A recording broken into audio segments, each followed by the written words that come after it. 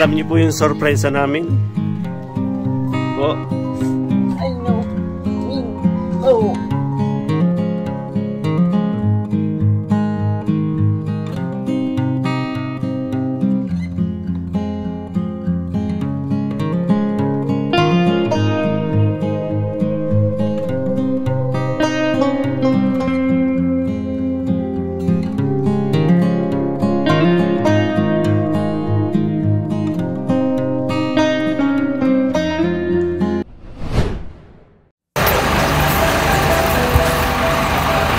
Ayan po mga kalingap. Maraming sila Glenda, sila Glenda po. Madalaw po namin. Sila Wawa po ay parang wala na ano.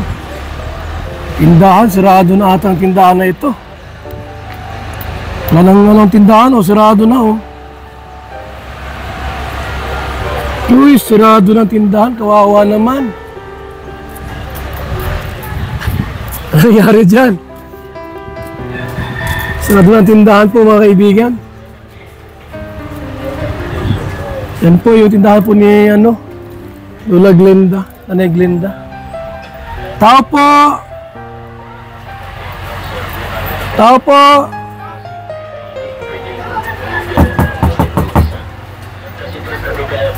Wawa naman po pala ito.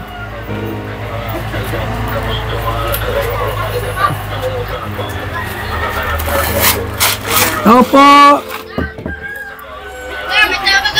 Isa si nanay mo. Hanapin mo daw. Wala dito? Dati po, maraming laman ito. Ngayon ay wala nang laman po mga kaibigan. No?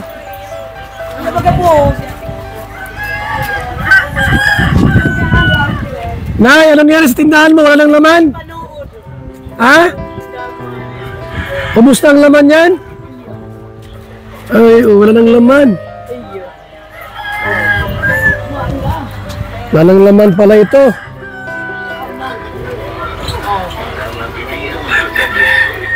Sabi ni Inday PB, papuntahin ako rito para kumustahin ka raw. Ano mo yung radyo? Pasukin mo. Gol, pasok. Ito pa yung rip na binigay namin, oh. Buhay pa. Hindi niya bininta, oh. Pero walang laman. Wawa naman. 0. 0 po. Walang laman na. Nay! Naubos ang puhunan mo. Ha? Naubos ang puhunan mo? Kawa kay mama. Ah. Patay na, no? Wala na. Gusto mo ulit magtindahan? Ay, iyo. Yan, gusto raw po. Sabi ni Inday PB, gusto kanyang bilhan ng mga paninda. Iyo. Oh, iyo. Ang tuwa siya. Sino nga ako? Si Kuya Bal. Oh, di mo ako nakalimutan. Iyo. Asisya ka na, di ako nakabalik dito ulit. Iyo. At dami namin gawa ay bising-busy kami. Iyo.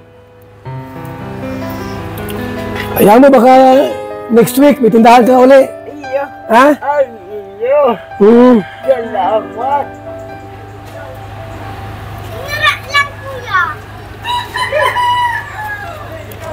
So, yan po mga kaibigan. Si Nanay Glenda. Namatay kasi yung nanay niya, si Lola Wawa. Iyo. Ay, So, 2 taon na. Magduduwan taon na. Ilang taon ka na walang tindahan? Ay, Mayo. Matagal na? Iyo. Matagal na dahil nagkakatakot si Mama. Ito binabulong ko. Walang tulo yung tindahan mo. May tulo. Ano? May tulo. Ay, dapat pala i-repair ito. Iyo. Oh, butas na pala itong kanyang mga bago ito bilhan po ng laman ay repair muna natin pala ito. Ha? Iyo. Kasi mga tulo na pala, palitan na pala itong mga kahoy. Okay. Oh, may bigas kami dala. Bigas, paki ano daw?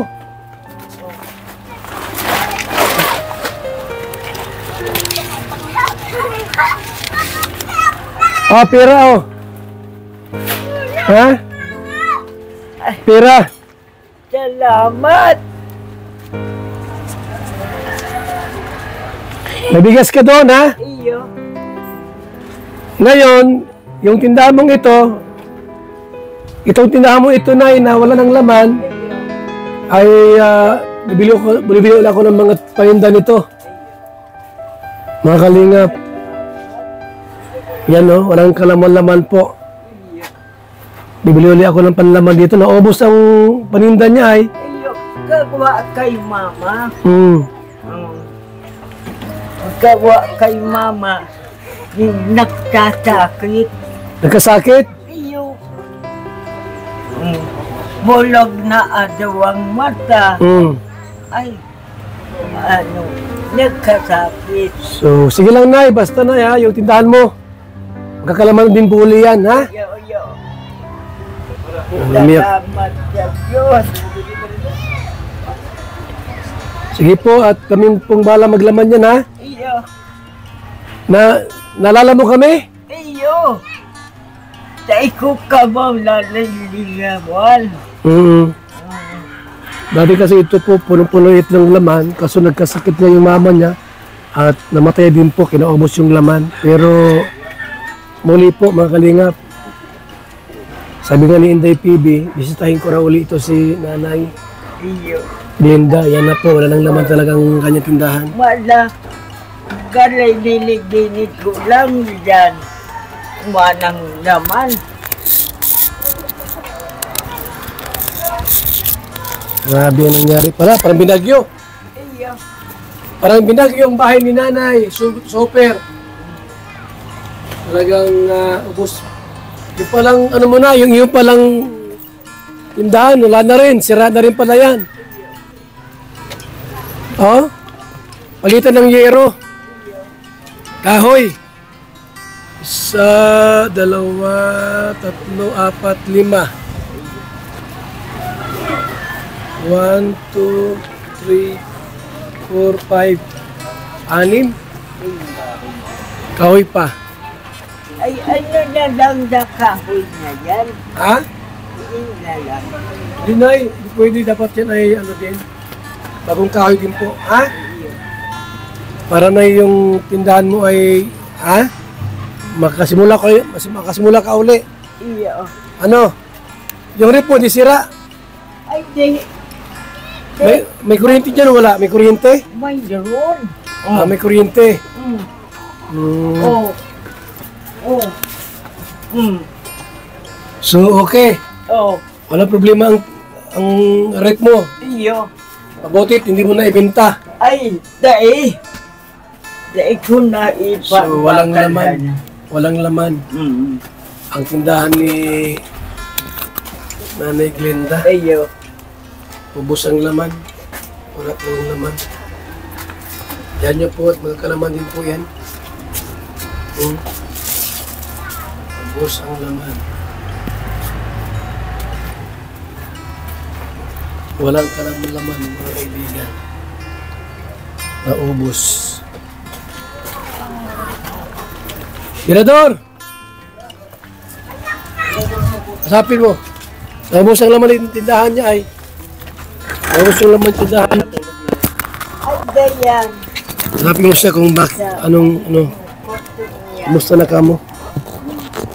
Yan na ako nag-denturo. Nay, Oh. kumusta na? Wala baga ini. Anong nangyari sa tindahan mo't ba't naubos? Ay, naubot sa baba ni Mama. Bakit? Nagkasakit. Oo, ngayon, nung magkasakit, anong nangyari? Bakit, ano? Ano, binenta ko. Ano, Ano? kasya kay Mamang, Pagkain. Oo. Ngayon, bibigyan ka uli ng isang pagkakataon na magkatindahan. Ano ang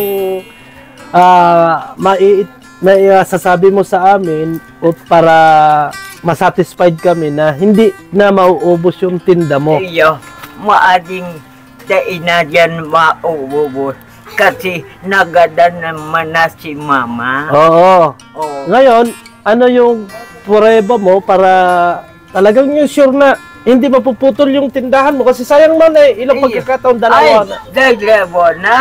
Oo. Gawa ka nagsasakit si mama. Oo. Ayun yan. Habang buhay na akong mapugpugto. Oo, sabi nung kapitbahay mo, nung daw ikaw ay may tindahan, ay lagi ka daw magpautang. Ay, Oo. Hindi mo raw nasisingil. ay, dain na. Oo. Munyan, dain na. Di ba, maritis kasi ako. Iyo. Nagpunta ako doon sa mga kapitbahay, Ayaw. tinanong ko kagad, ano ang naging dahilan bakit naubos. Mabait ka daw magpautang lagi. Iyo. Dapat, kung magpapautang ka, may capacity. Halimbawa, ang halaga hanggang 300 lang, hindi na pwede lumampas doon. Iyo. Kasi kapag lumampas na, mahirapan ang makabayad. Iyo. Yun ang diskarte doon. Iyo. Kasi, nandun na yung tayo ay mabait, nagpapautang tayo, pero dapat may limit. Alam yung limit? Iyo. Iyo. Yung limit na yon pag nila, pasensya na kamo. Iyo. Oo. Iyo. Kasi ito po ay para sa akin, para sa kabuhayan ko, kaya binigyan uli ako ng panibagong tindahan. Isang pagkakataon ito. Iyo. Iyo. Ngayon, itong pagkakataon ito ay hindi ko na kinakailangan masira. Iyo. Kaya ako ay patawarin ninyo kung ako ay hindi makakapagpautang ng ganun kalaki. Iyo. Ano sa palagay nyo, Nay? Okay ba yun o hindi? Iyo. Oh. Ayos. Kasi ganito yan. Kaya yun ang nasasabi ko sa iyo. Ayun ay hindi para sa iyo. Hindi para kung kanino, para sa iyo yun. Kasi pag naubos yung tindahan mo, yung mga taong umuutang sa iyo, makakautang niya sa iba. Iyo. Ikaw, saan ka pupunta? Wala na. Kasi nabigyan na ng isang pagkakataon, pangalawang pagkakataon. Kapag patatlong pagkataon pa, sa palagay mo, kaya pang pagbigyan o hindi na? Dain na. Di ba? Iyo. Kaya ingatan mo na yung yung pagkakataon na ibibigay uli sa iyo ng kalingap. Iyo. Kasi ang daming mga gustong matulungan. Ngayon, binabalik-balikan tayo para maging maayos yung buhay natin. Kaya kinakailangan tulungan din natin mapaasinsuyo ang ibinigay sa atin na business. Iyo.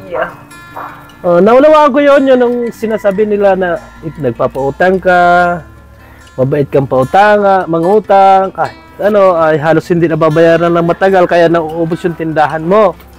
Dawa kay mama. Oo. Dawa kay Ayun yan. Nabait ka daw kasi may nahingi sa'yo na bata, binigyan mo din. Yung chichirya kasi, piso lang isang tubo dyan. Iyo. Kapag binigay mo yan sa bata ng isa, kailangan mabayaran mo kasi yun lang yung tubo mo. Yun ang tindahan. Iyo. Mas maganda kung may tubo ka ay sa bigas at saka sa mga dilata meron kang tubo, mga tres. Iyo. At saka sa sigarilyo meron yung kang tubo. Iyo. Pero kapag sa chichirya, ang tubo mo dyan piso lang. Iyo. Diba? Iyo. Ay, ano naman ay, sa palagay mo, yung aking sinabi, masama ba yun or hindi? Ay hindi. Mabate. Mabuti? Iyo. So, mapapangalagaan mo na yung second chance na binigay Iyo. ng kalingap. Talagang pangalagaan ko na yan. Kasi ang hirap na ng buhay. Ayo. Ngayon, Hirap na daga ang buhay. oo. Sino kasama mo dito sa bahay? Wala. Ikaw lang. Iyo. Oo. So, kaya mo naman na siguro mo pangalagaan yun. Iyo. Kaya-kaya na, Nay. Iyo. Oo. Di ba maritis ako? Oo. Kararating ko lang dito, nalaman ko kaagad yung sitwasyon. Iyo. Oo. Di ba? Ano ang maano mo kay naman Inday PB, kay ano? Masalamat sa Diyos. Kinabangan ninda ako ulit. Pangilang pagkakataon? Ano, puntulo na. Patatlo na. Iyo. Oh, patatlo na pala na yan, ano. Kaya sana ay maingatan natin ulit, ano, at Iyo. mapalago natin. Hindi man yung malagong-malago, yung pagdating dito ni Kuya Bal Santos Matubang, yung may makikita pa na laman, or ay ano pa, kasi madadagdagan at matadagdagan pa yan. Iyo. Ano Nay, paano? May alis na. Iyo. Salamat Nanay ah. Iyo. Kami po ay mapunta na. Sana pagkadating ng araw ay mapangalagaan yung tindahan na iaano ni Kuya Bal Santos Matubang. Tara na. Ikaw,